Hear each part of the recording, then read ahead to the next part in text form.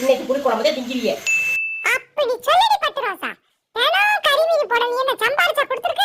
மண்டை வீங்கி பயலே தள்ளிடாங்கட்டு. நீ புளி குழம்பே வை, கூட ரெண்டு முட்டையை மட்டும் அவிச்சு போட்டுரு. ஏன்னா நான் புள்ள பத்தவா பாரு, உடம்பெல்லாம் இங்க கலந்து போய் கிடக்கு. அது சரி, புள்ள பத்ததுக்கு அப்புறம் தான் கலந்துச்சா? சும்மா அறியாங்கட்டு. ஏய், இன்னைக்கு அம்மாவாசடி, நான்வெஜ் சமைக்க கூடாது. நீயே ஒரு அமாவாசை மாதிரி தான் இருக்க, இதுல இன்னொரு அமாவாசை வேறயா? முட்டை வெஜ் தாண்டி குந்தாணி.